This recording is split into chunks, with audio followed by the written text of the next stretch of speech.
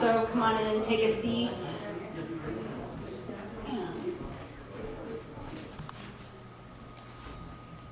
We always start and open with a prayer, so Pastor Warren is going to lead in prayer.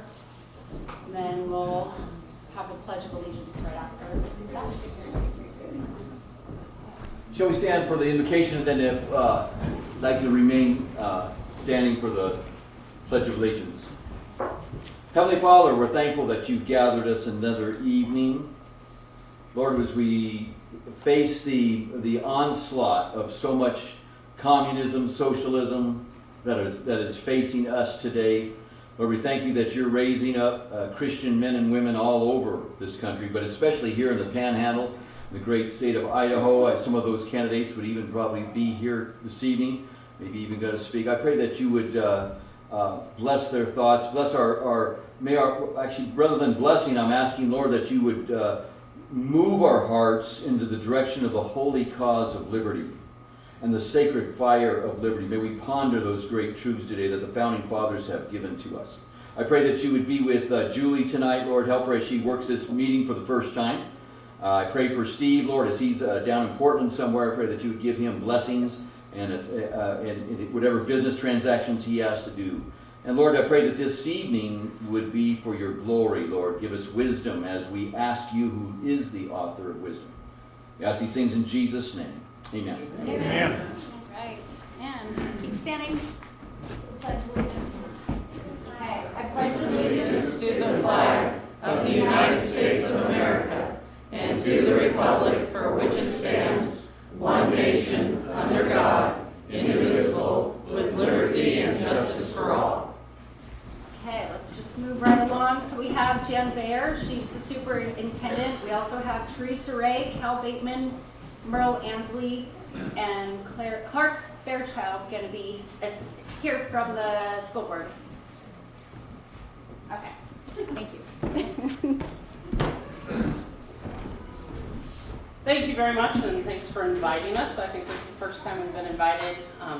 Thanks to Steve, because he gave us the invitation, and then Mary, she's been newly elected to the school board, so we're excited to have her on board. Congratulations. Yay.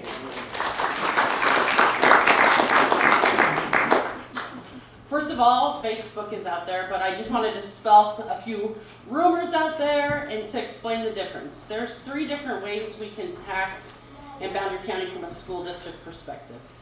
And I want to let you all know that I was born and raised in Boundary County, was educated, came back to this community, and I'm here because I love this community. I want my children raised here, and I want to do the very, very best to serve those who gave to me as I grew up in Boundary County. The 3 different types of levies that we talk about is a bond levy, and that's what I'm here to talk to you about tonight. I always think about a bond levy as a building or capital outlay levy. So it's a bond levy. Our bond levy that we're proposing to you was a 2-year process with many people representing the private sector, because we wanted to know what impact it would have on our private sector and our larger community. The second type that we vote on every 2 years is a supplemental levy.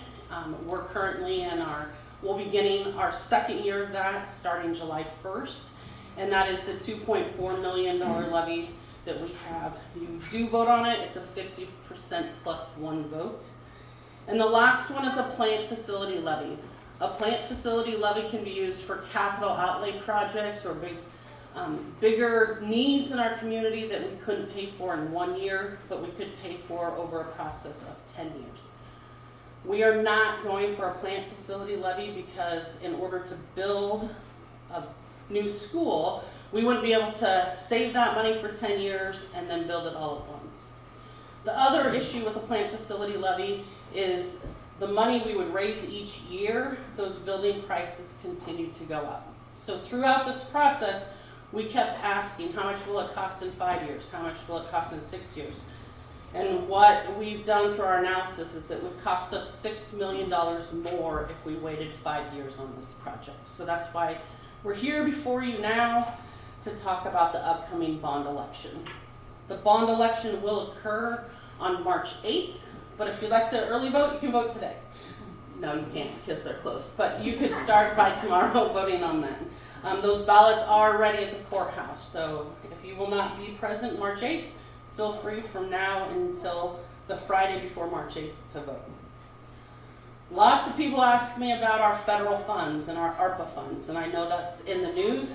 I know that we don't want to be controlled by the government. We want to make our own choices. So when we initially proposed this bond, the committee, and I'll talk about that in just a few minutes, we were asking for an $18 million bond. When we received those federal dollars, and we have certain stipulations on them, the first question we brought back to the committee was, how can we relieve our local taxpayers using those funds? And so what we decided, we looked through what was usable and what we felt would be prudent uses of our dollars. And that committee and myself, the board, has agreed. We dropped the request from 18 million to 16.4 million, and we are maximizing those dollars. So what you'll see this summer is out at Naples Elementary School, they'll have a $1.4 million addition to that building with the modules being removed. Those modules went in 1970 as temporary, and they're still there today. We will also do quite a bit of work out at Mount Hall Elementary School. To about $270,000 is proposed. We'll be replacing all their sewage lines.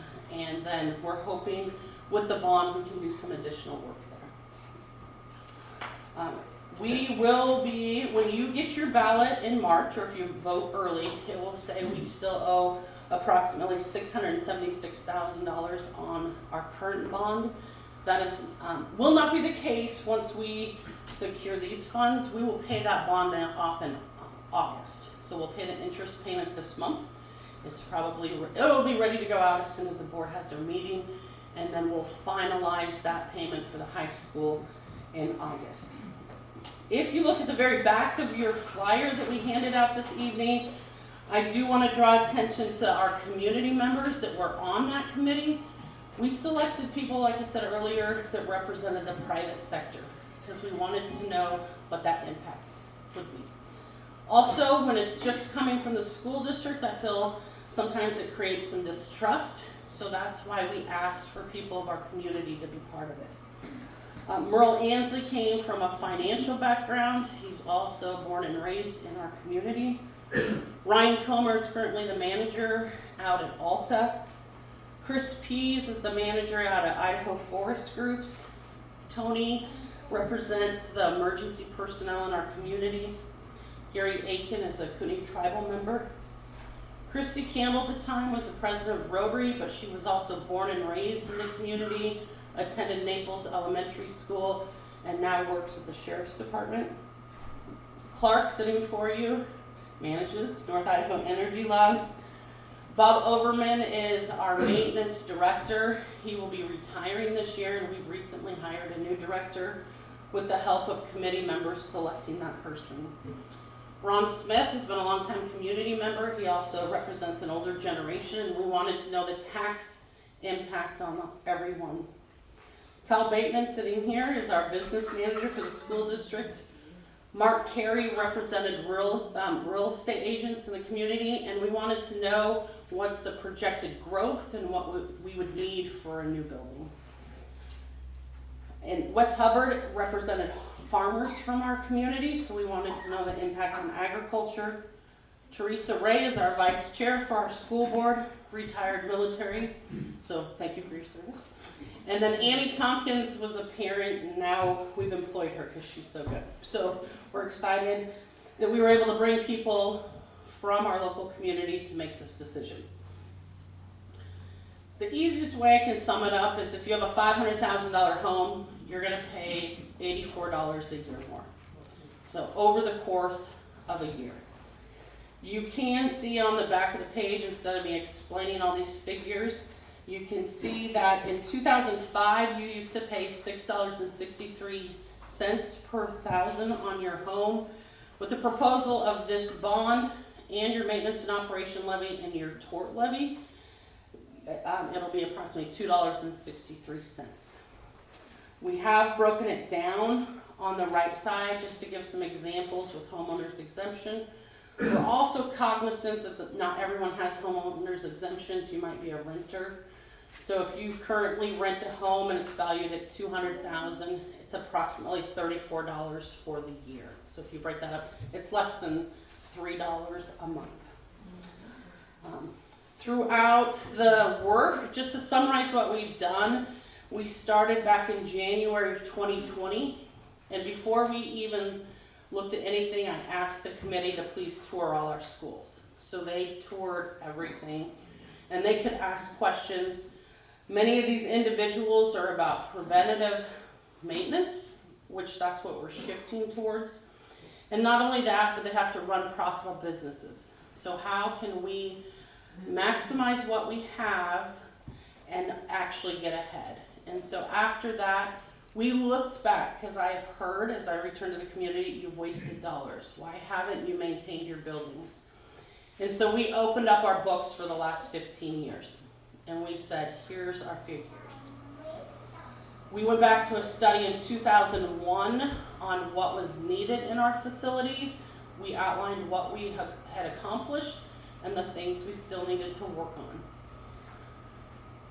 Then in September 2020, that's when that facility committee made a presentation to our school board and recommended a bond for $18 million. As you all know, we've had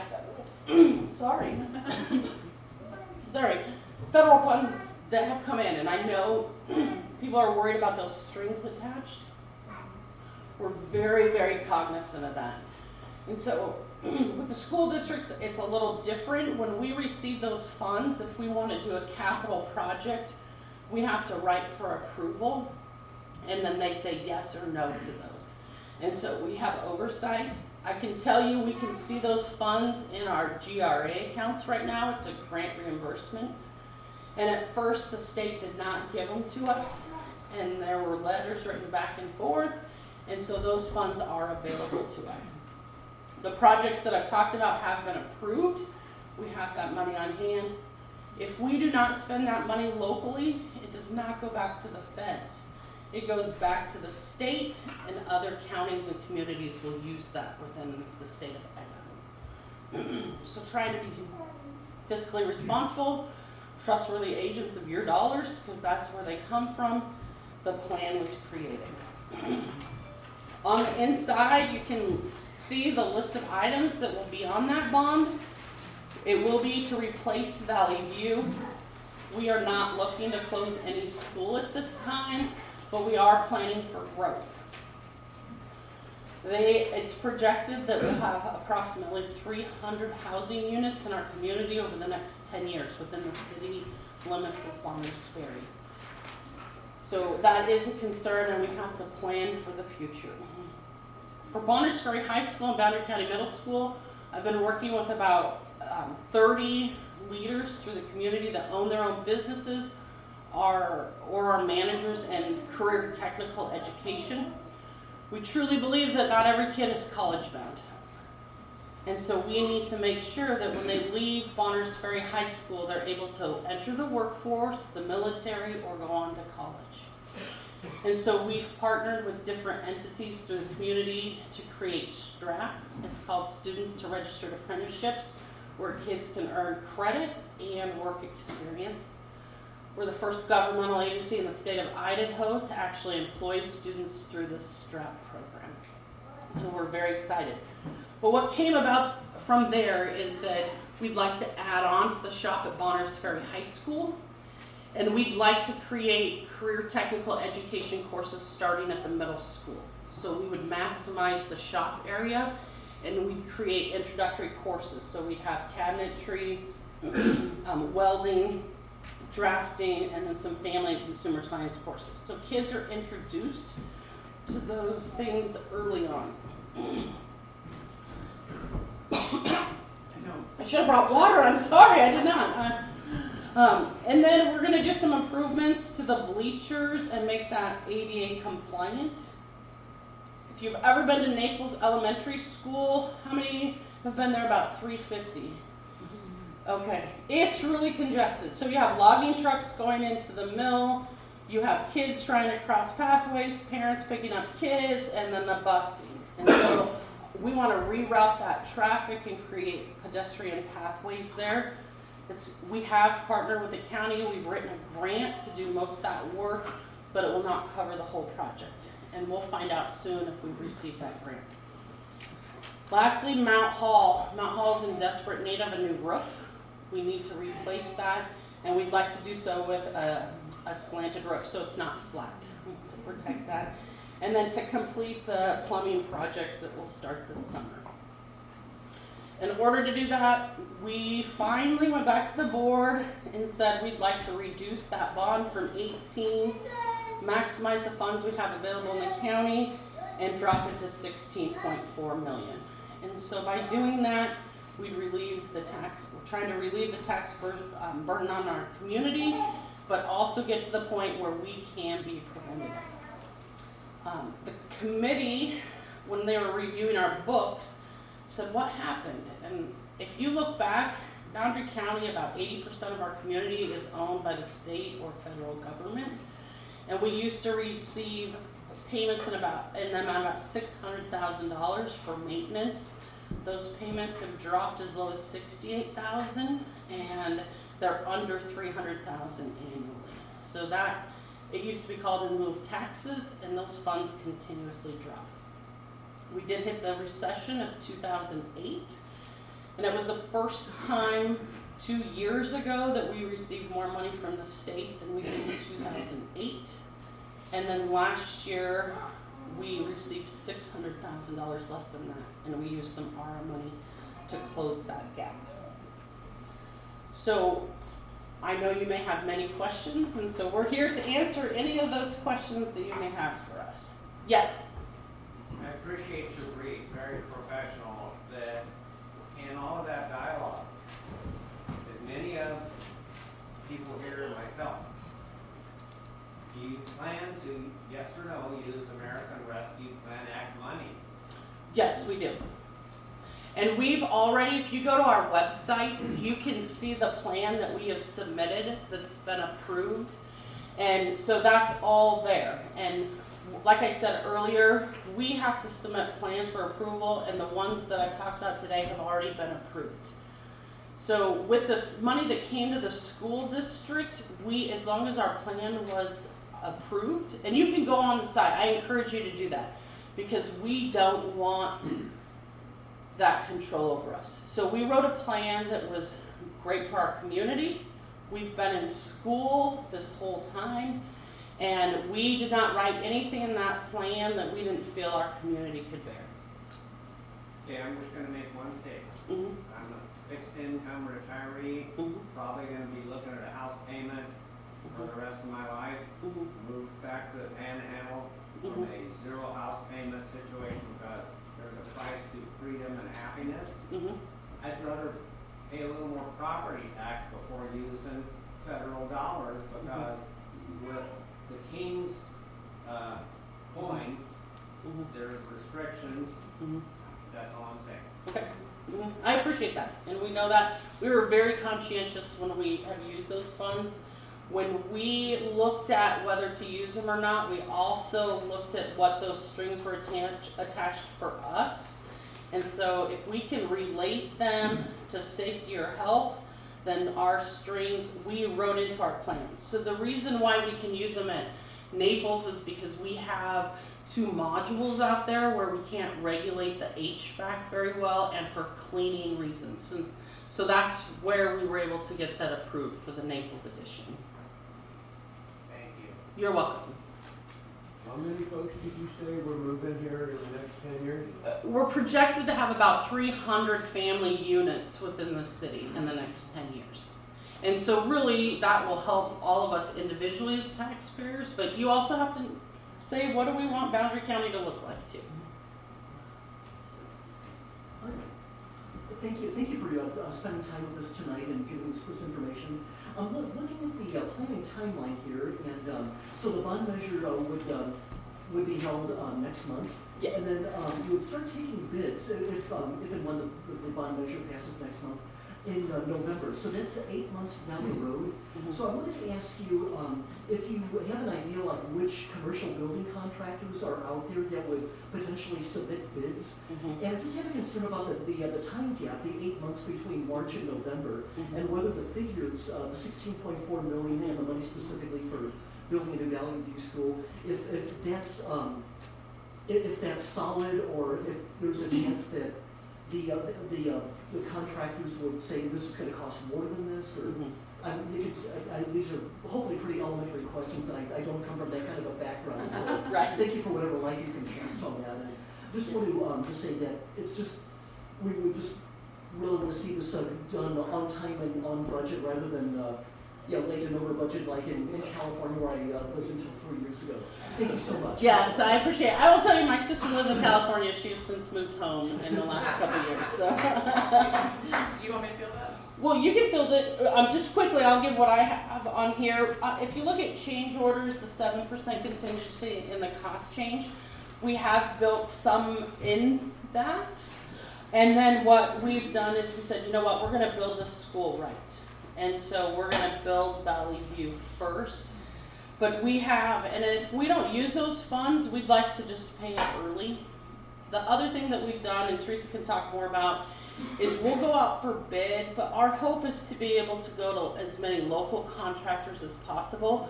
So when you go out for bid, you can line item different areas, and you can write in your bid specs when you go out that we would like them to use through value engineering as many local contractors as possible. And so Lewiston School District did that. They're going to be able to pay off their bond about 2.5 years early, and it really got the whole community around the idea. So we've been looking for that. Teresa, do you have that? Just a caveat, we've been hyper conscious of that because I've been on doing facilities for 8 years for the school district. We went back about 6 years ago and asked how much it would be to build a school for Valley View. At the time it was $11 million. And we're already up to, at this point, $14 million to build that school. The thing is though, and all of you all know this, I mean it's no secret, is we all know interest rates are going up. So your borrowing power right now at 2.6, and we think we may be able to lock in even a little bit lower than that, but we can't promise that. We have to go with what the bond guys are telling us with 2.64. Would that be for the entire 20 years? Say again? Yes. Would that be for the entire Yes. 20 years? Yes. We're locked Well, in. Here's just a small point to make. We could run a 30-year bond. Do you know how much interest we would pay extra if we ran a 30-year bond? It would be $7 million that the taxpayers would have to pay on a 30-year bond, and the committee said, no, we're not doing that. We're going to go for a 20-year, and we're going to try and keep it so that your taxes stay the same, but then we do get to replace a 74-year-old building. A 74-year-old building that's had at least 400, right now Valley View houses 400 to 420 students every single year, but it used to be K through 8, used to house more than that. So we're looking at tens of thousands of kids that have gone through that school, and we know it is past its serviceable life. Every dollar we put in there is wasted money. It's truly wasted money. And 8 years ago when we started this process, because the 2 years was this facilities committee, I've been on this facilities committee for 8 years. 8 years ago the board said we are not going to put any more money into that building so that we don't waste our money for that 8 years, and instead we pummeled it into the middle school. The middle school is 50 years old. That school has to last at least 20, if not 40 more years. That school we have pummeled almost $1 million, probably $1.2 million into over the last 8 years. Upgrading everything from windows to doors to lights, everything, so that we can be as energy efficient as we can and reduce the bill that we spend at the middle school so that our taxpayers' dollars go farther. Okay, and that's what we were trying to do with Valley View. Even if we did the renovations at Valley View, every renovation we have identified is $8.6 million to renovate that school. Why would you spend $8.6 million? And the biggest thing is the walls have an R factor of 2. We can never renovate that school. Our heating costs at that school right now, comparatively to other schools that are built to today's code, is astronomical. So that's what we're looking at. This committee just looked at every facet. We can't even begin to tell you. It'd take us 8 hours to tell you everything that was looked at. These guys here crawled through every crawl space, every attic space, I mean, they were all over these buildings looking at it from their perspective as business owners and people that run their plants and their facilities in our community, and they all came up with the same conclusion, so, not to be long-winded. And I will tell you at the very end, it was the last meeting before we made the proposal, and I'm gonna throw Clark under the bus. He said, isn't anyone gonna argue against this? And not one member, it was dead silent in the room, because nobody could argue against it. Can I make an announcement real quick? There's a white Kia Sportage blocking the neighbor's driveway. Is that anyone's car in here? 9B160, is that first? Okay, man, right behind you in the purple next, okay. Sorry. No, go ahead. Oh, I Yes, can? yes. Okay. Thank you for coming tonight. I've got 3 questions. I'm very upset that this bond issue is being voted on March 8th instead of our May primary or November primary. There's too many people that don't know they need to get out and vote on March 8th. And so I don't like that at all. The second thing is I want to know more about the district office. I saw on the original plan you're planning on building a new district office at the Valley View facility? No, there's part of Valley View that when the gym collapsed, they built office space. So right now it's housing our OT, PT, our food service. So we're gonna move into that. We are not asking any local taxpayers to pay any more.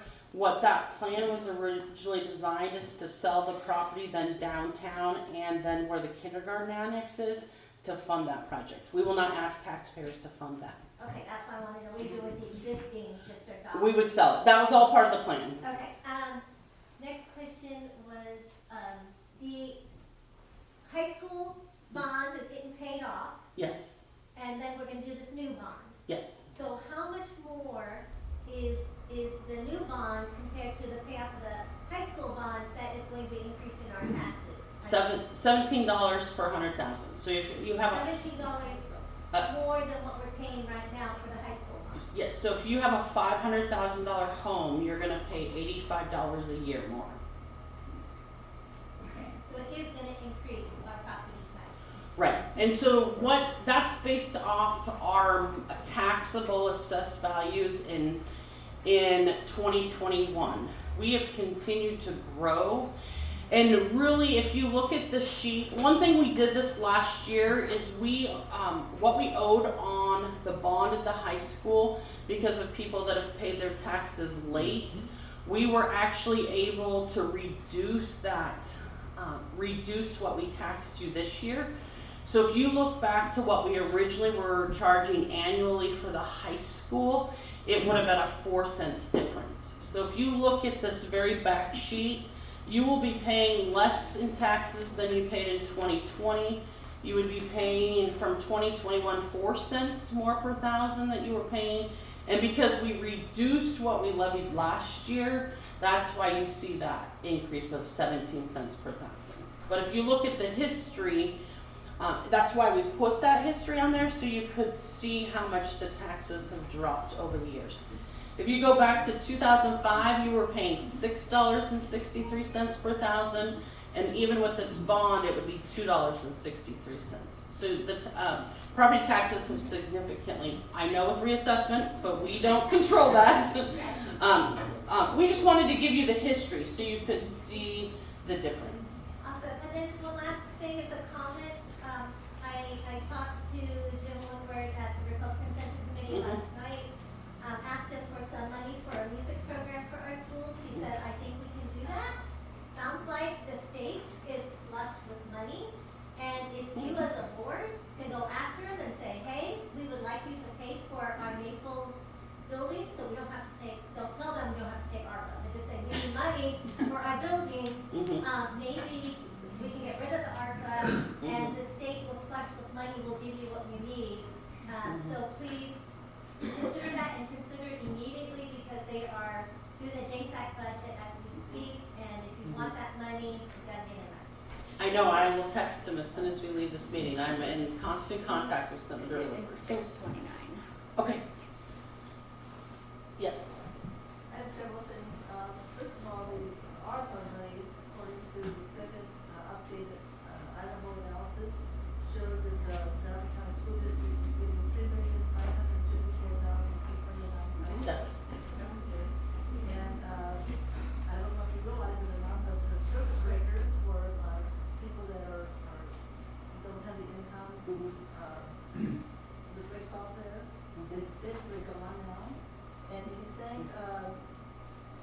Dixon that he voted against eliminating the grocery tax. So those are three things that affect us here. I'm also a real estate broker, and I can tell you some of the prices are astronomical right now. Right. They files our assessor will be increasing everyone's property because it's all gathered on the whole county. Yes. So this amount, I don't think is gonna be enough as we're talking about the biggest taxes. Also, I believe that you have Esther 1, 2, and 3. And that shows, for Idaho, $683,687,149. And for the, and we also have the CARES Act, so there's money coming in for, that's, a part of that is Esther is the elementary and secondary school emergency relief. Okay. And then you have the CARES Act, which is coronavirus aid relief and economic security act. So you have all these funds too. Yet the people here, you know, this is a very, not a very affluent county. So every time there's a tax that we have to pay extra, that affects the pocketbook, especially when you can't get a circuit breaker anymore on your house. And we have not heard that. That is brand new then, because they said that was still in effect. So I will talk to So basically, Dave Ross. this last legislative session. And that's why we brought in people that represented our whole community. We really wanted to know how we could do this fiscally responsibly. The two people have questions, but they're telling me I'm out of time, Yeah. so. Yeah, we're just, these guys actually have somewhere they have to go, and we're gonna move on to the next part of the meeting. You can always call the district office. I'd be more than happy to meet with any one of you and answer more questions. Yes. That half hour went by really fast. Thank you.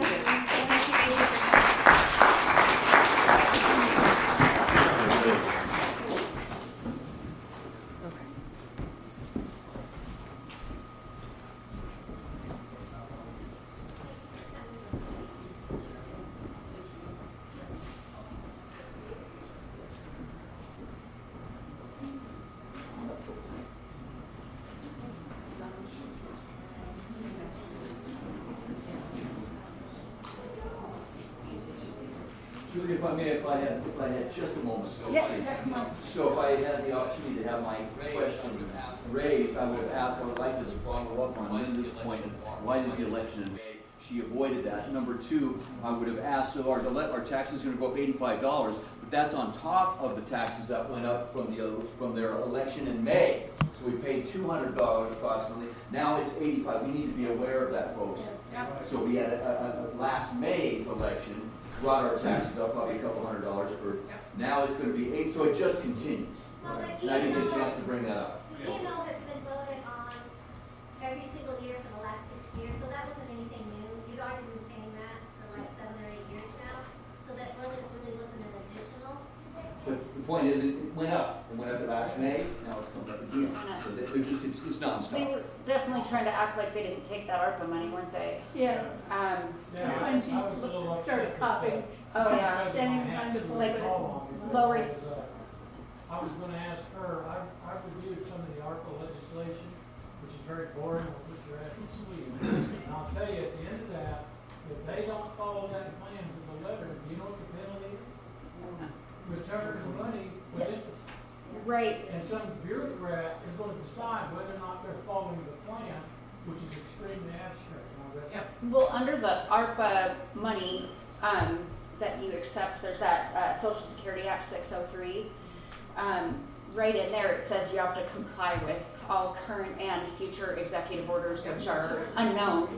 And I did hear some people on the radio today saying that, oh, it doesn't apply to church, to state and local government, but it's like, well, who else are they giving it to? Of course it does affect them. Okay, so we'll get into that. I do have Donna's going to come up and speak. I'm going to make a couple announcements real quick of some things that are going on in the community. We have Casey. I just talked to her. There she is. She's hosting a meet and greet about classical charter schools. That's going to be on February 19th at Under the Sun at 2 p.m. So that's also something we should consider is we have a governor election coming up. There are a couple governors on the ballot that are talking about keeping the ticket with the kid, like tax money. So not all the money will just go to the public schools. You know, and if they took that ARPA money, then we're going to get this expensive school, and then the kids are getting indoctrinated with this equity, all this stuff that they have to comply with taking that ARPA money. So that's something, you know, you guys can decide that for yourselves. And then, so I will have, okay. And yeah, the reason that we invited them here was not to convince anyone of anything. That's up for you to choose, but they are kind of sneaking this thing in there on the ballot in March. So that's why they were here. And then, let's see, Kendra Martin, she's not feeling well tonight, so she's not here. She's having an ARPA meeting at the VFW Hall in Sandpoint at 6 p.m. on Friday the 18th. And then there's also Bonner County Commissioners meeting. That's either going to be on the 15th or the 16th. If it's in the 15th, it's going to be in the morning. If it's on the 16th, it'll be in the afternoon. I'm going to have Janine send out a group email to everyone to let everyone know. Our commissioners will basically follow suit to whatever they do. So we do kind of want to get involved in that if half members show up. Other than that, I'll have Donna. Donna wanted to come up and speak about school board funding. Oh, you're done. Oh, okay, awesome.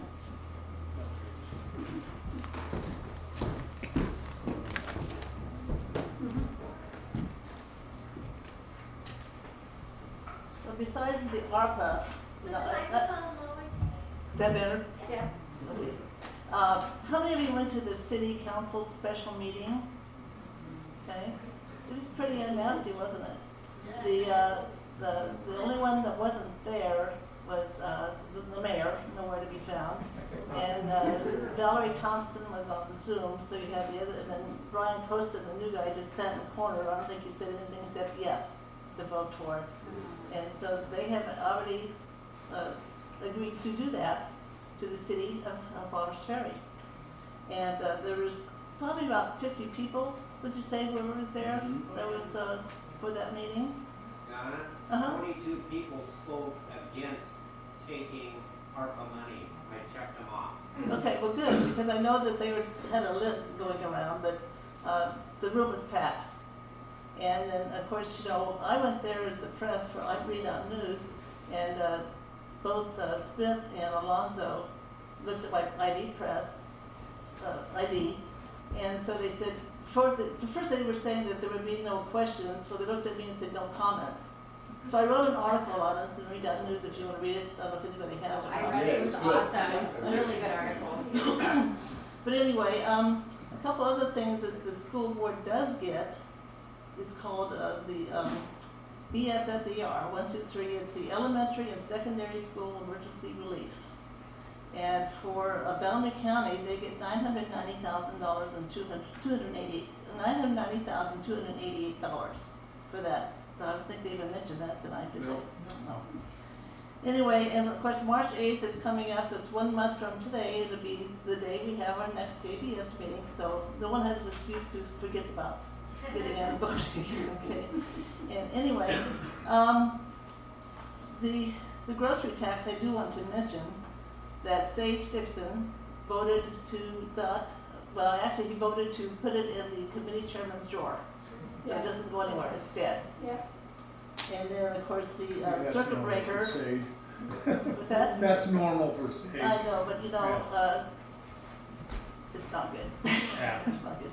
Anyway, so we have some work ahead of us so especially we have some great candidates coming up to represent us. We have Janice Mcgeegan who's spoken to us for governor. And then we have Priscilla Giddings for lieutenant governor.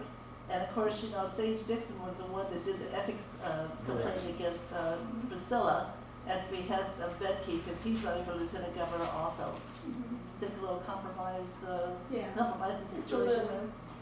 Anyway, but that's politics in the southern part of our state. Let's see. Does anybody have any questions? I know the circuit breaker was something that was kind of slipped in. And so, I think it's 125,000. And then if your house is worth more than that, you don't get the circuit breaker. I forget the exact amount now, but it's ridiculous. So basically, there's not going to be too many people that get that. So we need to be aware of these and keep your eyes open, ears open, and share them with this group because we're very active and we have lots of people to talk to. And this is something before the election, the school bond election coming up, email your friends, talk to your neighbors, your families, because most people won't even realize that there's a vote until it's too late, and then we're stuck. That's what they're hoping for. Well, that's what they want. That's why they did it. I mean, that's not, goes way back. We've been up here 25 years and it started when we got here too, so it started in Bonneville County. By the way, Darrell Wheeler, the sheriff of Bonneville County, he sent his funds back. Right, they don't want it. Didn't want it. And that which was the right decision. Yeah. And I ran into Dan Denny. I was coming out of Super One. He was going in and stopped in the middle of the parking lot there. I said, hi, Don. I said, hi, Dan. I have a question for you. I asked you, are you going to take the opera funds? He said, well, we're waiting for our attorney. And I said, is that Tennis Hole? He said, yes. And so Kendra and Steve and I met with Tennis last week. And we had all kinds of information we gave him. Because he didn't know half the stuff that we were talking about. Because the county commissioners are going to listen to him, so he needs to know what's going on. So we spent about an hour and a half chewing on his ear. So I think that would help too. So anyway, any questions? Yes, all that money I stick in that watering machine down at Super One is supposed to go to the kids. Yeah. How much is that getting in the classroom? Maybe 1 cent out of a dollar. Goes to the administration, probably. Yeah. Well, this has been going on for years, and we have to be aware and share the information because not everybody is aware of what's happening with our taxes, with our elections, or anything. So it's up to us to spread the word. What I do is I have groups of email addresses, and so I can send out one email to 20 people at a time to let them know what's going on. And if anybody wants to be on my email list, just let me know and we'll throw it back on the paper here to add you to a list. And also, if you get on readoutnews.com, there's so much stuff going on, and Sherry DeValle is the editor, and she does an absolutely wonderful job to keep us all informed. And I write some articles for her when I feel like it, but I do the one on the last one on the special meeting. And Sage wasn't too happy about that either. Who's running the election? I mean, when they do, who's going to work the booths? And the last time the school board, there's a teacher living next to me, and she tells me they had all the kids calling everybody. Well, they do that, and then they bring flyers home to the parents. So they had this all planned. So those of us that are older that don't have kids here, who's working the booths? You know what I mean? I have no idea. What's going on and counting the You stuff. have to write a letter to the clerk, like a postman, that you want to be a poll watcher, or work the booth, or count the ballots, and. No, you don't want me doing that. Yeah, Alonzo called the cop on Jeff at the special meeting. Yeah, you don't want me. Yeah. But y'all might want to think about that or whatever, to think about who's running, who's counting. Well, when we first That's moved where here, a lot of tricky stuff happens. when we first moved here, we were in Bonneville County, and the school district, you voted at the school. Do you think that's a little shady? So we have to, go ahead. Yeah, I was just going to say, you mentioned candidates that are running. Also, Dorothy Moon was here. Yes. Pastor Warren hosted her. Secretary of State, yes. Excellent. Yes, she is. Yeah. And then we have Todd Engel running against Sage. And we have a couple of different candidates we've had here running for Heather's spot. Now, she's been redistricted out. You probably all know that. So that's going to be a big loss. But hopefully the Kootenai County, that District 2 will vote her in, so at least she'll be the legislator, continue to fight for all of us. So Lots of stuff going on, so be aware, and if you have information, please share it with this group especially, or email, and get the word out. Thank you, Donna.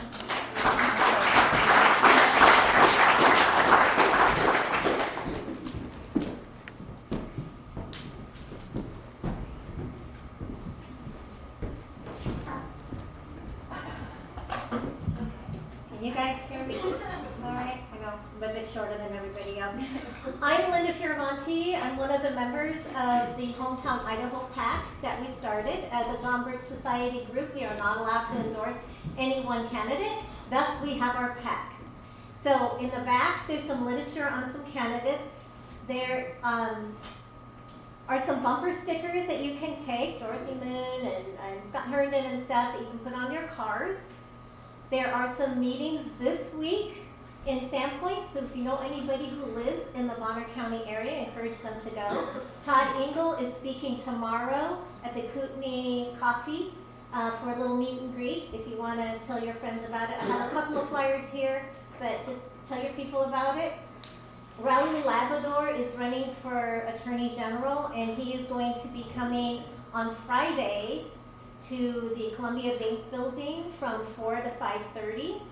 So tell your people about that. It's hard to get Raul up here, so we may not be able to get him to Boundary County. But we're going to try to have the forum and get these guys here, but you never know. It's quite packed across the state.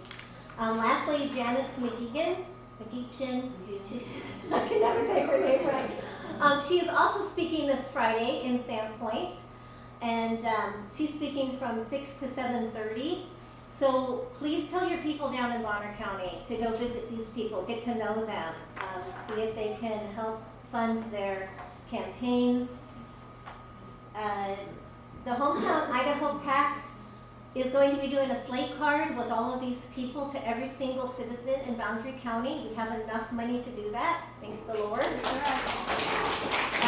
But we would also like to do more information. There's a lot of things. People think Woodward is the most fabulous guy, and same with Sage, and their voting is amazing, right? Yeah. And we need to educate them otherwise. So the PAC talked about putting out some informational flyer, every door direct if we can, but that will cost, to do everybody in Boundary County, that would be $2,000, which is pretty cheap when you think about the whole county.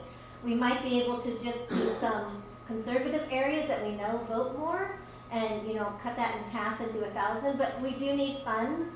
So if you know anybody who'd be willing to donate to the PAC, you can donate as much as you want. There's no limit being a PAC. Then we can not only get information out, but we can also help our candidates more. We've already given out $1,250, I think, to our candidates, but we would love to give them a lot more. But it all depends on how much money comes in. So I'm going to have these envelopes, put them in your bill drawer, and just kind of think of us sometimes and send us a little money, and we can use that for a lot of good. The absentee ballots get sent out April 1st, so we don't have a lot of time. Linda, is that public knowledge who he is and how much? Yes, So you it's can very go on important. It would be very important to have a lot of people versus a few in a lot. But Correct. at least that shows that people are looking at it, the broad spectrum, people care and want to give something. So even if you give $10, it's going to mean a lot from a lot of people versus we need a lot of money. It'll get out of fast probably, but I think if the enemy looks at that, they're going to say, hey, this is a big thing. Right. A lot of people are giving something. It means something to them. They care enough to give $10 or 20 or 100 or whatever it is. And we'll also be doing door knocking for our candidates. Our core central committee does barely anything. So if you're willing to door knock or make telephone calls, please let me know. The more people we have, the easier a job it will be. Linda, do we have signs coming For the candidates?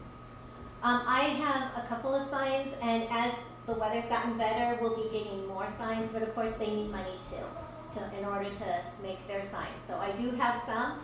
And also, if you know people on major highway areas that can put up a 4x8 or a 2x4, let us know, because we've got tons of candidates. They're going to need to get their information out there, and we're going to need these spots as well. Signs do work. Yes. One last thing I want to say is, if you guys want to sponsor one mail route for our Every Door Direct campaigns, it's about $125 for a mail route to get that information out to the hands of each individual. So let me know, if you're willing to do $120 and say, I want to do the mail route in Moyer, or I want to do one in Naples. I've got a list here of how much it's going to cost just in postage to get the information out. And we can do quick and dirty type of information if we have to, educating the public on candidates, of just Xeroxing enough and putting it out there. But our slate card is going to be nice, professional, 11 by 6.5 inches. So that would be a full gloss thing. Yeah, so just tell your friends, if you can't afford to donate, maybe give the envelope to a neighbor saying, hey, these guys are doing really good things. Send them a check. So anyhow, thank you for your time. Don't forget to tell everybody about the website. Oh, our website is hometownidahopac.com. And we have different, scroll down there, we have our good candidates are all on one page. And then our rhinocrats are on a different page. And next to their names, it shows how they voted. And if they voted bad, like Woodward voted for transgender sports, that's going to be listed there so that people can see he's not this angel guy. He also just voted that parents have no rights. Parents have no rights. His thing you can see is huge, so they keep adding to He's it. getting that ARPA money. All right, thank you guys.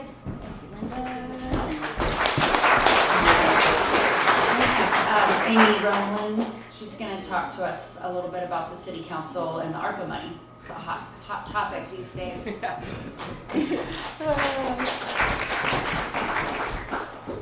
Oh, goodness. How many of you were there that Friday? Okay, so not many. I'm still fired up about it. So I was present at both the Tuesday meeting and the Friday meeting. So I just want to do a quick recap for those of you who weren't there. At the Tuesday meeting, it was a normal council meeting scheduled for the regular date they hold it. And I think Bobby said 22 of us spoke. We were all against the ARPA funding. So Councilman Ron Smith made a motion to table the vote on that and further discussion till the following city council meeting, which would have been February 1st. One of the reasons he cited was because the mayor wasn't there. And so the mayor wasn't able to hear all of the great arguments a lot of folks made. A day or two after that Tuesday meeting, the city council decided to hold a special meeting that Friday at 3 in the afternoon. My assumption is they were hoping nobody would show up. Why would you call a meeting with only a couple days notice at 3 o'clock in the afternoon when the hardworking people of Bonneville, Ferry, and Boundary County are picking up their kids from school or working, whatever. So much to their dismay, I think twice as many, maybe even more people turned out for that one. They did not have time allocated for public comment period at the special meeting. The mayor was absent again, as Donna stated. So Councilman Ron Smith kicked off the meeting stating that he regretted tabling the decision on Tuesday. He didn't cite the reason for his regret. I like to assume it's because there were a lot more of us there that time. He then proceeded to explain to us that the city administrator, the city attorney, and good old Sage Dixon were in favor of the money and thought it was a good idea to take it. And he also informed us that the school superintendent had committed to $3 million of the ARPA funds. Donna just read us the figure on that. It's more than $3 million. So for those reasons, he was in favor of taking it. Didn't matter what any of us had to say. Didn't matter all the research that a lot of our people did. The factual information they had. None of that mattered. City administrator, city attorney, Sage Dixon, and the school superintendent. So he was in favor.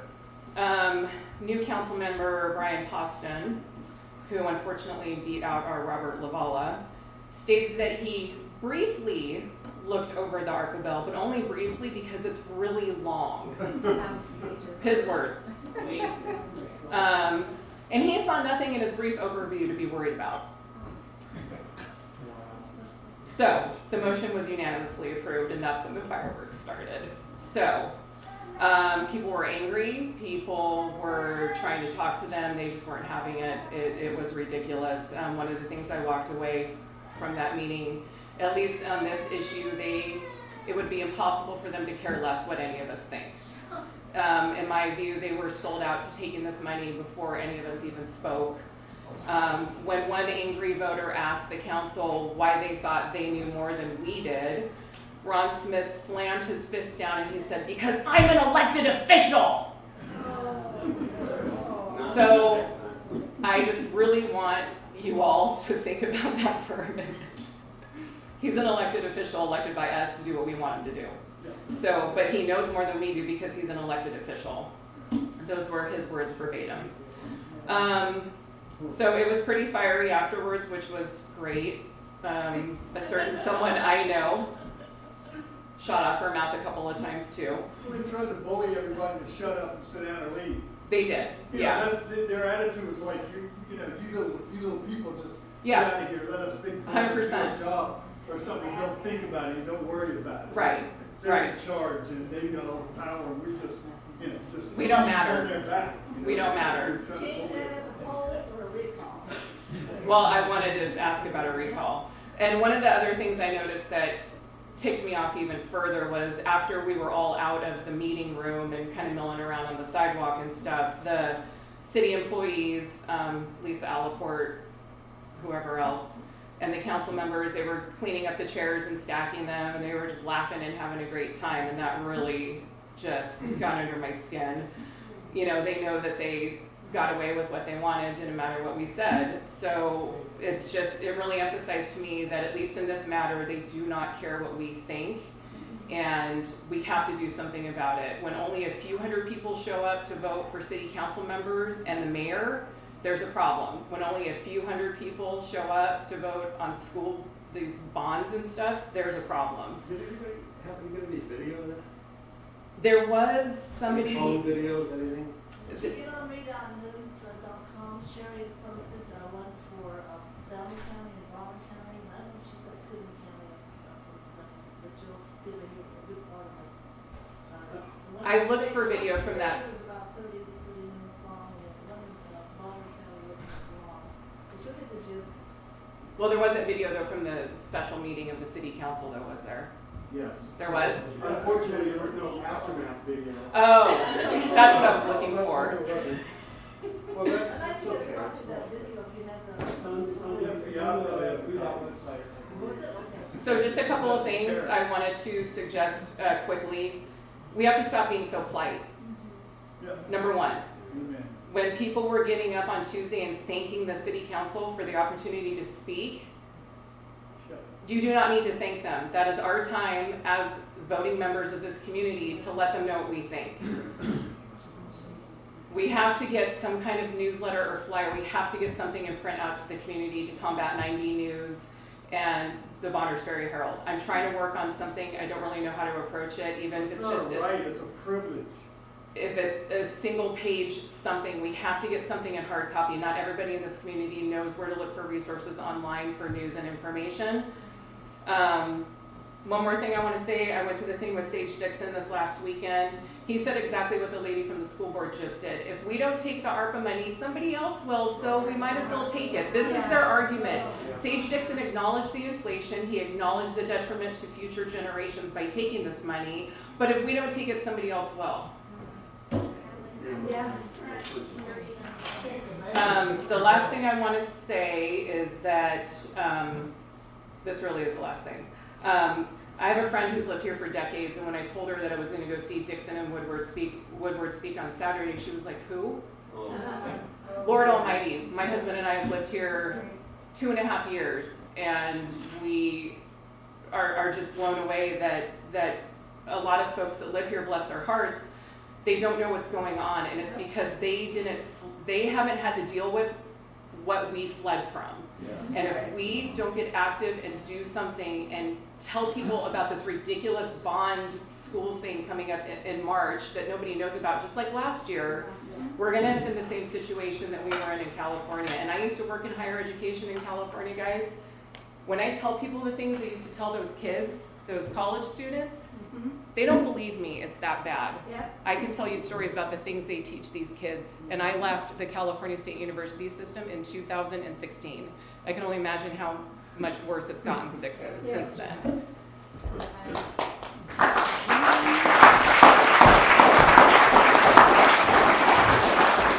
We have Scott Herndon up next.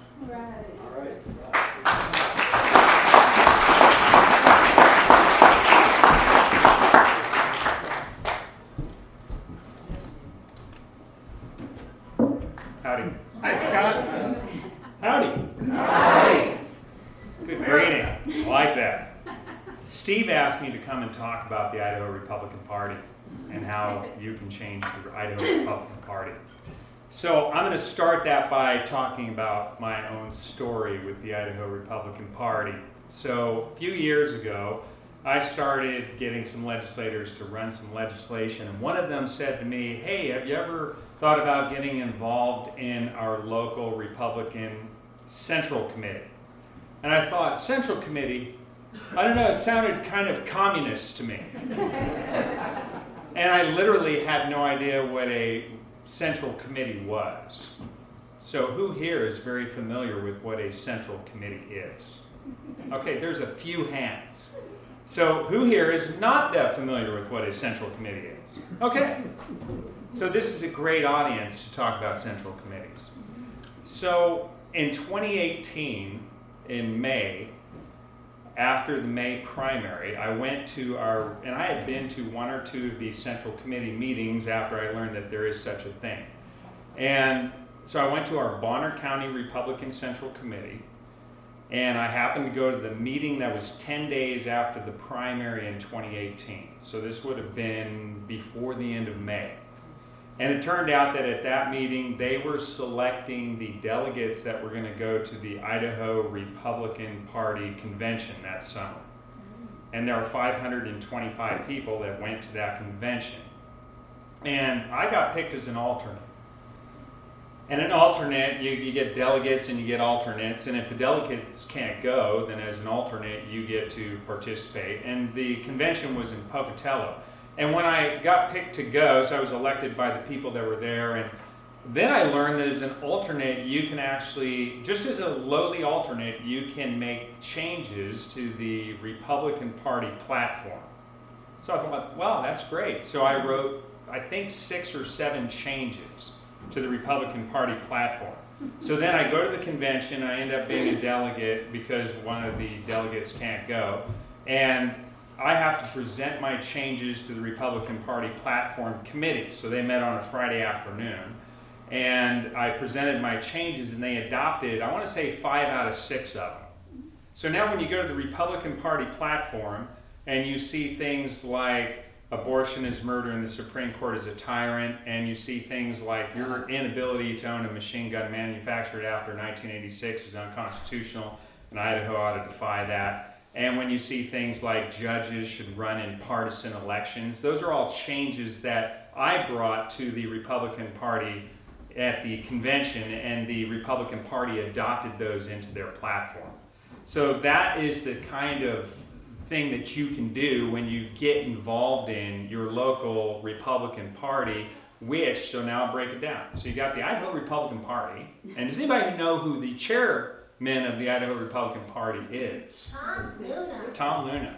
Okay, now Tom Luna, if you know any background, he's not the most conservative guy in the state, so he's not the most conservative Republican. Most people know him because he was responsible for bringing Common Core into the state of Idaho back in 2000, or it was in the early 2000s. And so now he is the chairman of the Idaho Republican Party. Now he was elected, so I'll explain how things work. The Republican Party basically reforms itself every 2 years. This year's the next year it's going to do that. So it's the even numbered years. And so I went to that one convention in 2018, and we elected our leadership at that convention. And so all the delegates that are at the convention that show up get to vote for the leader of the Idaho Republican Party. And Danielle, were you at that one in 2018? That was Raul Labrador that we elected as chairman that year.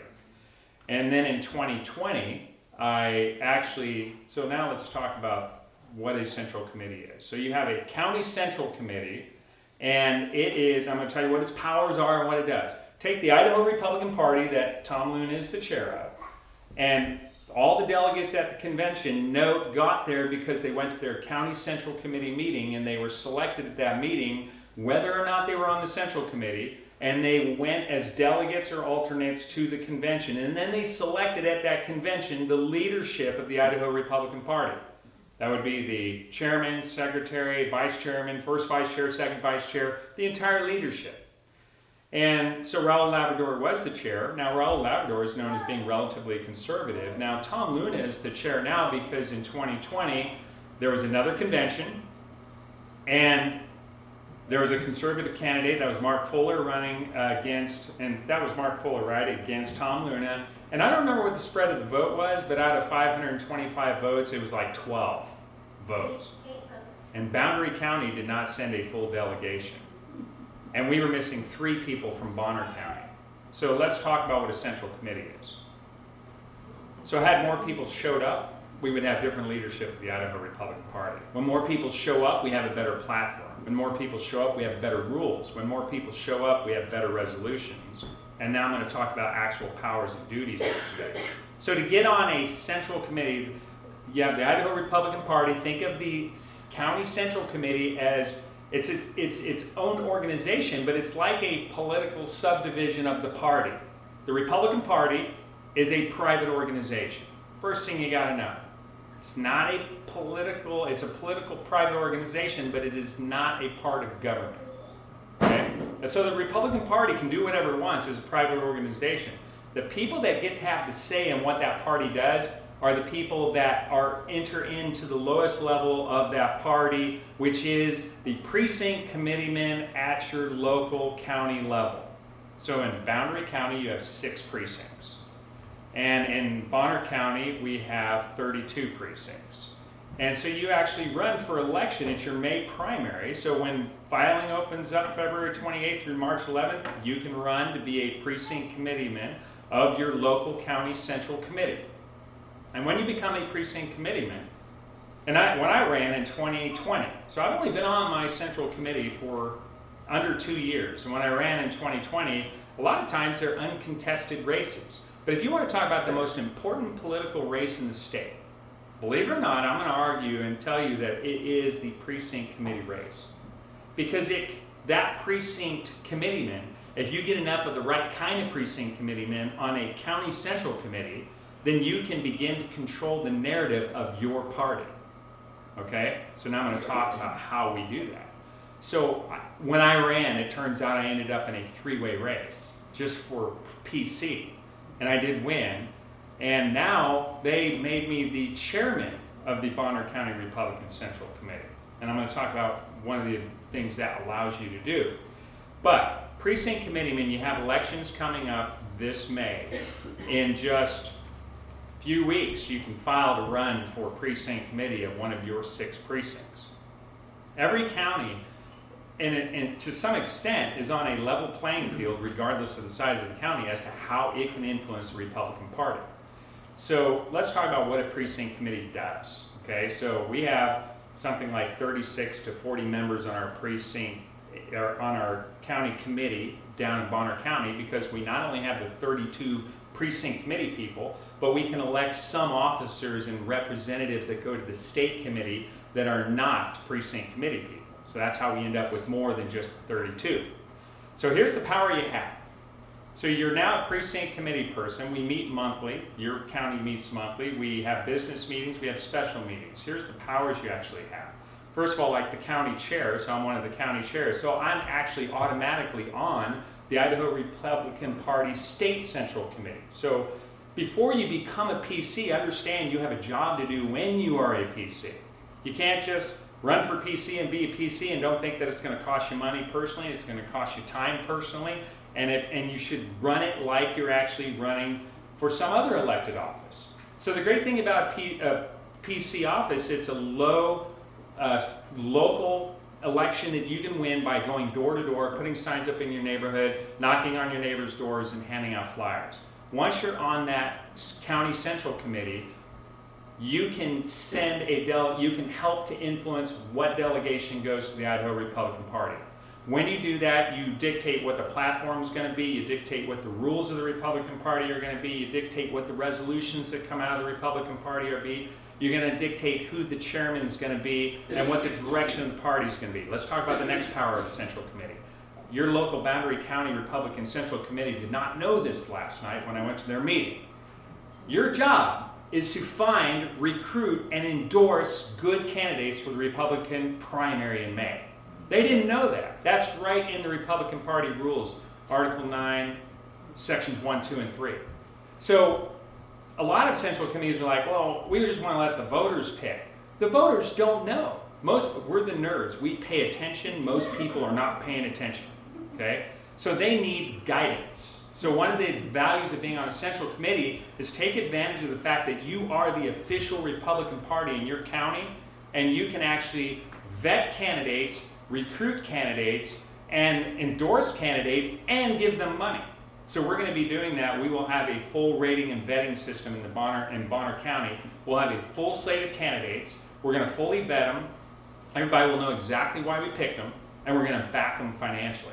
So we're going to have a big Lincoln Day dinner March 18th down there. Purpose is to raise money to support the candidates that we support.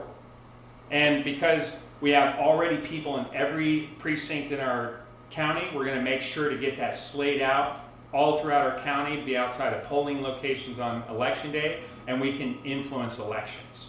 Here's second power.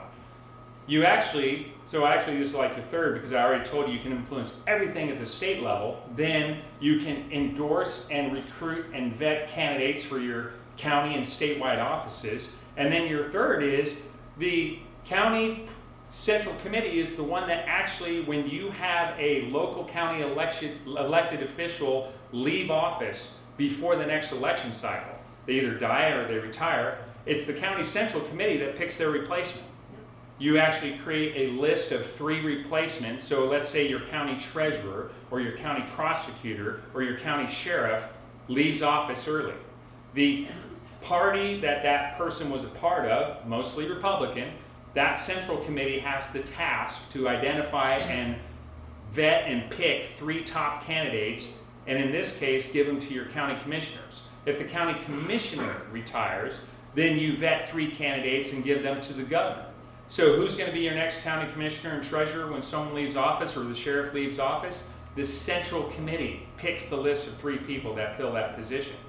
Who's going to be your next senator or your next state representative? If they leave office early, the county central committee elects people to what's called the legislative district. So we have 44 counties, we have 35 legislative districts. Boundary and Bonner County are both in legislative district 1. So we help create and fill from the county central committees a legislative district committee, so that when a state senator or state representative has to leave office early, that legislative district committee is going to help fill that position and send their 3 names to the governor. So these are real powers.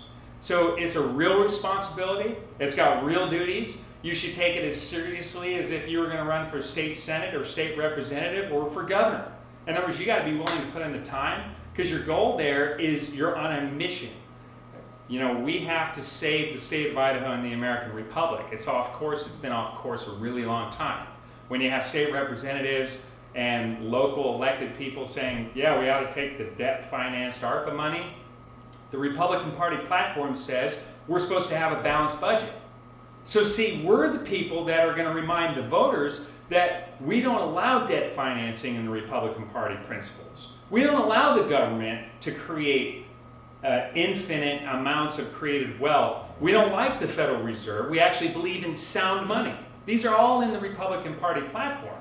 We got to take that platform and we have to put it into effect in every single election to every school board, city council, mayor, governor, and every other elected office. Those people should be representing us and conservative American constitutional and Republican principles. And it all starts with the precinct committee person and your local precinct who gets elected to your local county central committee. That's the central committee. I'll take questions. Yes. I got a headache. Could you talk about Bonneville's rules change that emailed you on? It's Bonneville what? Bonneville, the rules, but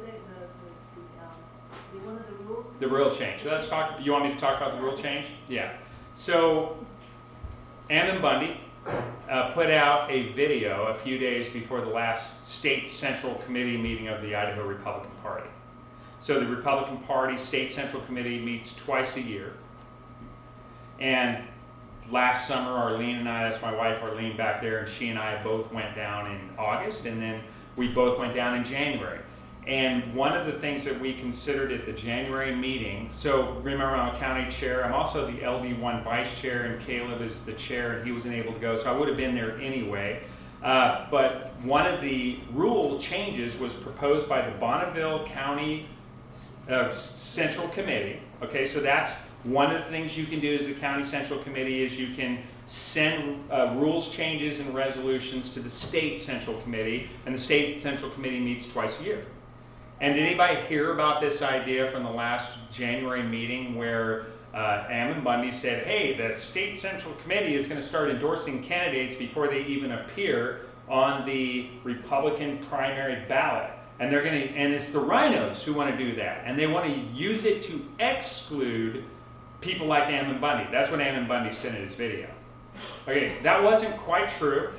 Okay, what actually happened was one of our most conservative county central committees, which is the Bonneville Central Committee, which has Mark Fuller as its chair, and Doyle Beck, who is a board member on the Idaho Freedom Foundation. They wrote this, and I call it the Beck Doctrine. When we closed the primary, because all kinds of affiliated people were voting for Republican candidates way back in the early 2000s. If you were Democrat, you were. If you were unaffiliated, you were. So we closed the primary and said it's for Republicans only. But that didn't fix the problem because all Democrats register as Republicans. And then they vote in the Republican primary. I was just in Bonner County at Camp Bay this past weekend, and the Lake Ponderay waterkeeper guy said, he's a Democrat, apparently, because he said, make sure you're a Democrat, that you register Republican and vote this May. Great, thank you. That should be illegal as well. So, anyway, what happened was, there are a lot of Democrats that run as Republicans. Jim Woodward's one of them. And so Doyle wanted to have the state central committee actually endorse candidates and then have them not be able to get on the ballot unless they were endorsed. So his doctrine would change the rules, and then there'd have to be a legislative change at the Idaho legislature that would follow it. And that would say that the Secretary of State and the county clerks cannot put candidates on the ballot unless they've been endorsed by the state central committee. And they were going to limit it to like 2, as I recall. Yeah, I was going to basically boil it down to 2. And frankly, it was probably... The people would not have the choice. It would be up to the central committee of Bonneville had put this forward. When I found out about it, all the county chairs are listed online. So I sent a group email to every one of them, including you, and said this is not the right thing to do and why. And then Caleb actually emailed me, says it was did not pass unanimously. Yeah, it was defeated unanimously, and even Doyle understood. It wasn't very well written, just so you know. If you read the rule, it actually wasn't very well written. The concept, when I was not on the rules committee, I was on resolutions, and there was a resolution that was similar, also by Doyle Beck. I opposed it, but not for the same reasons that some of the arguments. Some people were arguing, well, you're going to disenfranchise voters. Okay, as a voter, you don't actually have a right to vote in the Republican primary. That's why we exclude Democrats. So you have to understand that your right to vote is actually at the general election. So we want to argue things for the right reason. The Republican Party, if they wanted to go to a caucus system and pick their candidates, they could do that. That's their right because it's a private organization. Guess who gets to dictate what the organization does? Starts with the PCs, right, at the County Central Committee, because then you get on the State Central Committee. The chair's on the State Central Committee, but also we elect a state committee man, a state committee woman, a state youth committee person. So we sent, all these counties sent all these people to the State Central Committee, and we voted on Doyle Beck's rule and resolution. I don't want the state central committee and picking the candidates that are going to be on the ballot, because we can change the elections without having that. And if the rhinos control the state central committee, now we don't get to pick the people we want. Now we got to start a whole new party so we can. Or we got to take back over our party. What we should be doing instead is what Bonner County and what Kootenai County are doing. This county central committee needs to vet and endorse and support and fund the right candidates, the ones who actually will follow the Idaho Republican Party platform and the constitutions. Oh, Yeah, No, you go ahead. we're running out of oh, time. yeah, we're running out of time. That's Um, all I'm saying. Where can one find the charter for the committee? So there's two documents.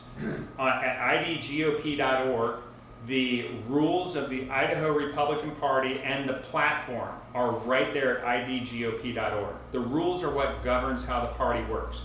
Also, your bylaws of your local county central committee, that's a separate organization. They have created bylaws. Those are all archived at the idgop.org website. So there are two sets of rules that govern your central committee, and it's the state rules and the county rules, and the county rules cannot be in conflict with the state rules. But you want to be You wanna do one more or or not? person, talk to your neighbors. I mean, it doesn't take that many votes to become a precinct. Mhm. Especially up here. You want to take one more question? Sure. It's quick. So, my understanding is the precinct committee people are the delegates during a presidential election? Presidential election. Okay, so actually, so the way that works is the state, at the convention, we pick, some of the officers we pick are the national committee men and the national committee woman. They're not the delegates. Are you talking about the electors at the electoral college maybe, or are you talking about the delegates to the national convention? Maybe both, I'm not Okay, sure. so I'm not sure actually how the electors are picked. Do you know, Danielle, how the electors are picked? The delegates are chosen at the convention this summer in Twin Falls by all the people that show up at the May 27th or so meeting of your local county central committee. We will pick the national committee woman and the national committee man who will represent the Idaho Republican Party at the national convention of the Republican Party. So it all happens through what it has to do, through the PCs of the county central committee. You get it?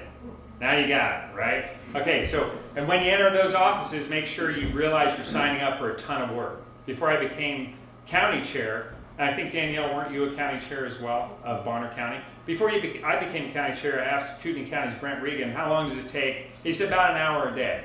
It takes about an hour a day, at least, to be a county chair. But even to be a good PC during this season takes a lot of time. And your money and your dedication. Thanks. PC during this season takes a lot of time. And your money and your dedication. Thanks.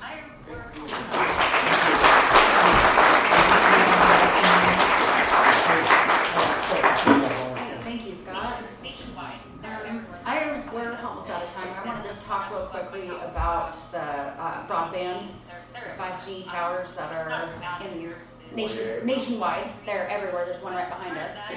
They put one up above my house, up on Mount Clifty. They're everywhere. It's not as bad up here as it is everywhere else in the country. But part of that is, it is funded by the ARPA money. It's one big circle. It's all tied into going towards Agenda 2030. Is everyone familiar with Agenda 2030? It's like the global takeover, communism, it's all everything, transgender, it's everything. So these towers on January 19th, well, it's supposed to be January 5th, we're running at 2.5 gigahertz. And they turned them up to 60 gigahertz. There was a fight with airlines. The airlines put out a bunch of petitions to postpone. It didn't stop them from doing it because it interferes with the altimeters and the airplane and the aircrafts. So just to put it in perspective, a microwave cooks food at 2.5 gigahertz. And that thing behind us is running at 60 gigahertz. It absolutely disturbs the cells in our bodies. It causes cancer. If you're around those things for very long, you're going to probably get cancer. Just being realistic. The really disturbing thing in my research of this, that I found out that those things have capabilities of going up to 300 gigahertz. So that pretty much turns these things in our backyards into energy weapons. Like, it's like having a nuclear bomb in our backyard. So what are we gonna do about it? Technically, they're not legal. They emit more electromagnetic fields than that's legal and allowed. Right. Yeah. They're destroying everything. And basically, those things have the capability of turning them up and lighting the forest on fire, and then they can blame it on global warming, I'm sure.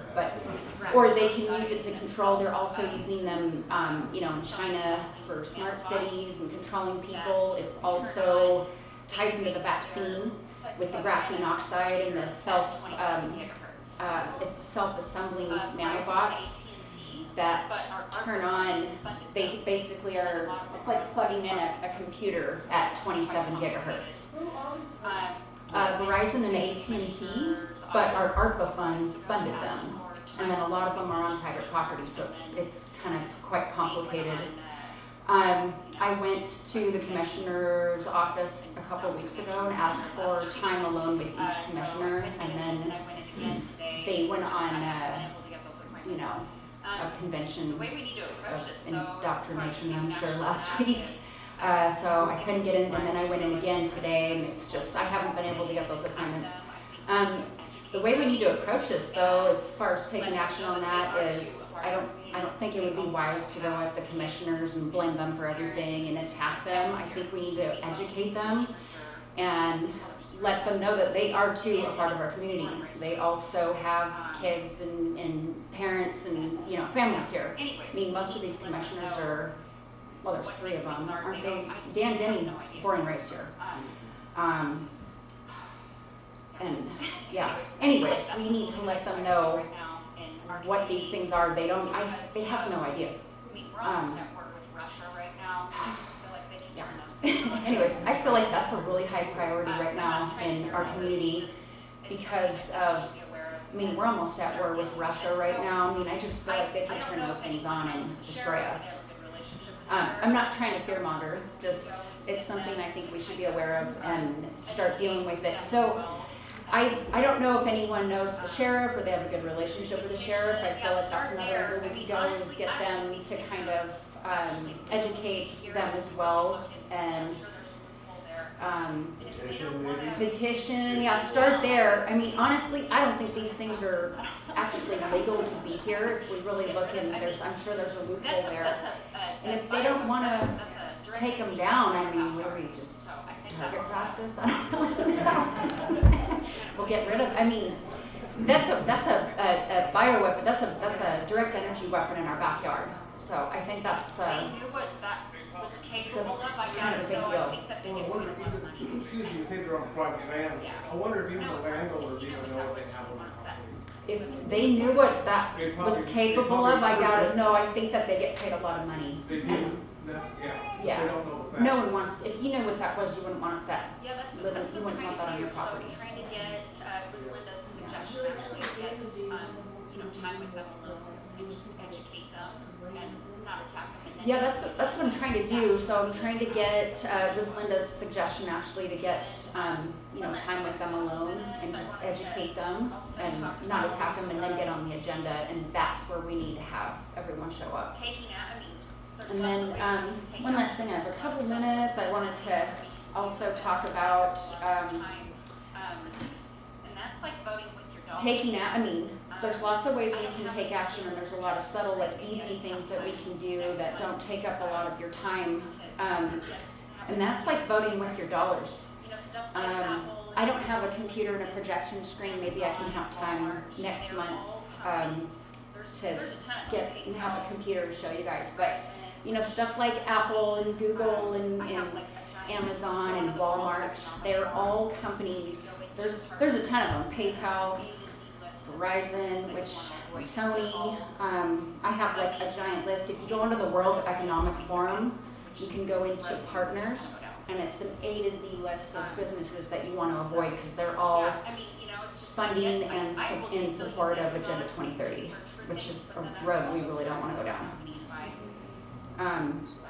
So, yeah, I mean, you know, it's just like I will still use Amazon to search for things, but then I'll go directly to the company and buy the things. And yeah, Walmart are already in Canada, like with the lock boxes. They have like a blue box by the front door, and you can't go in unless you're vaccinated. Like, you can just drive in. I love that. Anyways, I think we're out of time. Thank you all for coming. Oh, you have a question? I want to say one thing, and I want to thank Amy for kind of saying it like it was. Yeah. I took those 2 meetings, and I will say I was one of those people that said, thank you, you're right. Yep. Stop being polite. They got to understand that their chain of command does not come from the State House. It comes from the bottom up. Well, and when you get in there, you know, they want you to sit next to a microphone that makes you more comfortable to walk around and speak. Do it and speak like, you know, you got some command emphasis. yeah. That whole thing that went on down there is like, Well, in the year of 1940, the country of France was conquered by Nazi Germany, and all those French elected officials, they went along with the occupying forces. As far as I'm concerned, those people around town are Vichy French in their politics. supposed to be a voice They basically had to make their decision before that community input. Right. To Well, vote for them. and an elected official is supposed to be a voice for the people. Exactly. That's why we elect them to represent us. And, you know, we can get meetings out. I can. You know, as far as free meetings, this ought to be number 3. The first 2 is your school board meeting and that city council meeting, even if you live outside the city limits. Thank you. Julie? Yep. Also, if you get online, you can see. Has a really great campaign. Yeah. Oh, yeah. Great. Well, anyone who has a really great campaign usually is, yeah. Ben, did you have a question? I just had a comment, touch on something that Scott talked about, when we were talking about the heartless farms with the less educated public. Yeah. And remind our elected officials that the majority of them ran on being fiscal conservatives. And that this is not freedom, let alone the executive orders that come around from it. Just remind them that we're supposed to be fiscal conservatives. Right. Linda?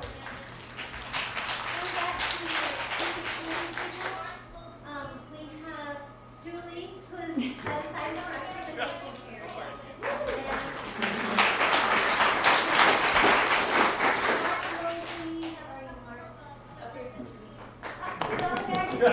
That's why I came.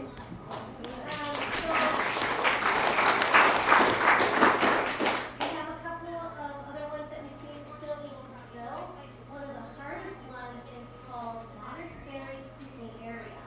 That is your Cow Creek. Portion of the other side. It's a really good one right off the Cow Creek in that area. So we can find somebody to run for that, see if that would be possible. I live over there, but apparently I'm in Naples. I don't know. Yeah, you're in Naples, you're right. I live right out, Cow Creek's in my backyard. Yeah, it's really strange. I'm sorry, not Cow Creek, it's Crossport. Oh, okay. Crossport is that monastery area. We need to confirm on Moye. I've talked to a couple of people who live in Moye Springs and see if they run for that precinct. They haven't decided yes or no yet. So, if you're interested, let me know. And then we have Monastery North, that's a huge cross over the Kootenai River. And so that's the Mark subdivision, where the hospital is, that whole area there is called Monastery North. We still need to confirm a person there. And Valley View. So we have 4 more seats we need to find a candidate for. It's really important if you're thinking about it. Let me know. Give them a Can I just say one thing to add on to that? At the last state central committee meeting, the Kootenai County Republican Central Committee had a resolution in support of Priscilla Giddings in relation to the ethics committee hearing that went on. And Boundary County sent 0 people to the state central committee meeting. And I, being on the resolutions committee, I was able to get that onto the floor even though the committee was against it. We debated it, we got a vote in the floor, and we lost by like 7 votes. And Boundary County had nobody there, and should have had, I believe, 5 total votes at that meeting, and had 0. And so that's an example of how it can make a big difference. But then you would have had to go all the way down to Boise a few weeks ago at your own expense. But I think with just being up here in Boundary County, I mean, I yeah, you think can send a proxy it's with probably one of the most versions conservative counties in the country with the way people. Right, I think with just being up here in Boundary County, I mean, I think with the way that people are, it's probably one of the most conservative counties in the country with the way people think individually. But, you know, like what Amy was saying, the people here they've had it good. They've just said no. We've had good people of Idaho have said no. It's not that our government's great, but they think our government's great because they didn't comply. Well, things are coming down the tube pretty quickly, and it's time for us to stand up and fight back because they will take this place over. Yeah, and they are. I mean, look at our school board. I don't know, not except for Mary. No, I thought there was a little bit of some deception there, you know. They're coming in asking for money, acting like they didn't have the ARPA money. Well, we didn't want to take the ARPA money, but then they did, and then they didn't disclose how much it was. I don't know. It's that kind of stuff. Like, we have to pay attention to that. I'm not saying that they're, you know, that's might be what I saw, but we have to pay attention to that kind of stuff. And, like, yeah, run for all this. So everybody knows a little bit more about that. Our district has to teach CRT and the things that we have. Yeah, maybe Mary might know a little bit more about that. No, you don't have to. Apparently, you can choose whatever curriculum you want, and the school board trustees has said that they will never support teaching critical race theory. And if it comes down to like a federal stronghold arm saying no, you have to do this, what I've heard from them is that well, then there'll just be lawsuits all across the nation fighting this, and we'll win with our constitutional rights, and we'll never let that happen. Talk to everyone about that. That's the thing about how Right. Well, if you have to comply with all current and future executive orders, which is what that says in there, that the thing's about 1,000 pages, like she said, and people aren't reading it. But if you look at what those things say, complying with future executive orders, which I know, and if you don't comply, you can ask for that money back at any time. And then that's exactly when you come in and you have to hire a lawyer, and if the county can't or the school board doesn't have the money to fight it, then what? Then the feds, that's exactly, they can come in and sue your land. I want to know the amount of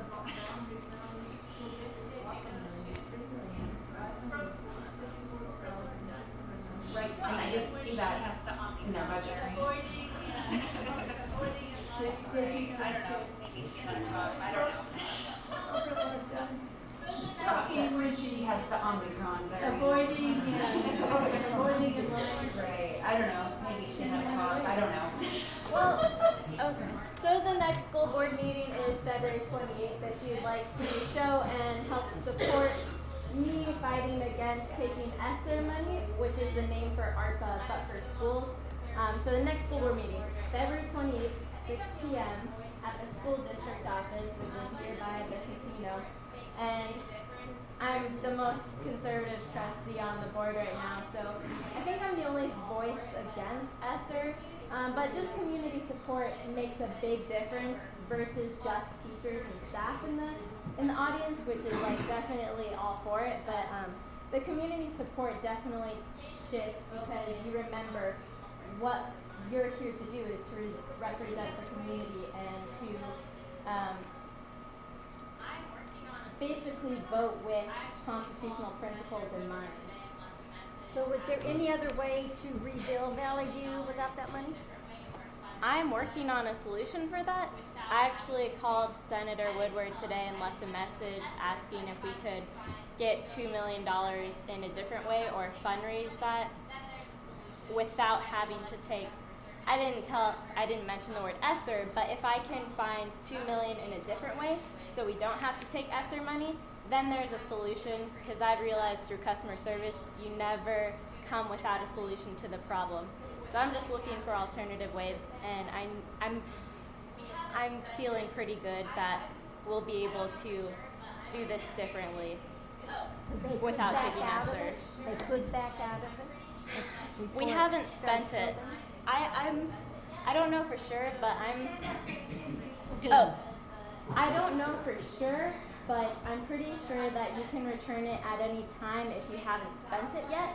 And so Jan says, the superintendent, she says the ESSER funds are sitting there in our account, but they're unspent right now. So she makes it sound like it's already a done deal, but I'm feeling like we could at any time say, no, we're going to return this. But if you return it, but if you spend it, the funds to replace it, That's what I'm working on. That's what I'm trying to do, is trying to alternatively find $2 million in a different way that doesn't require federal money, that would come with all these strings and executive orders.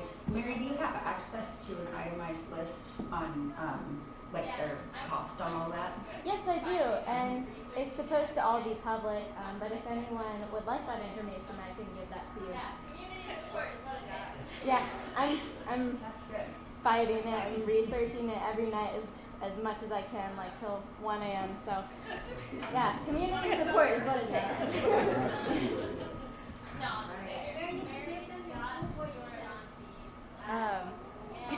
Do you want to come up here?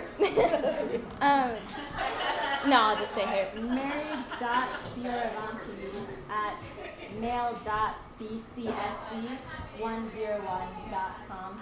I know that's really long.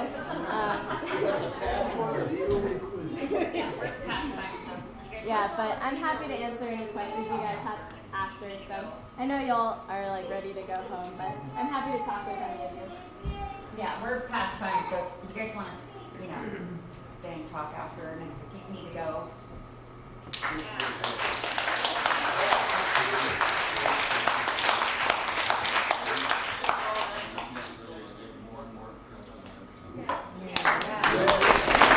Yeah, absolutely.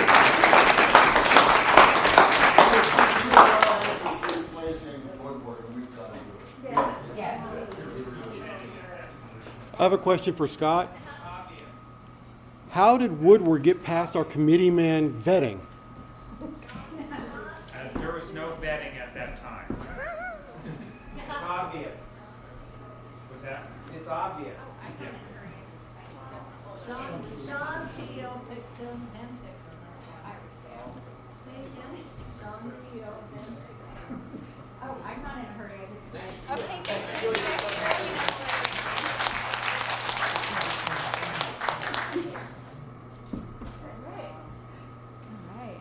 Thank you, Julie. Okay, Thank you, Julie.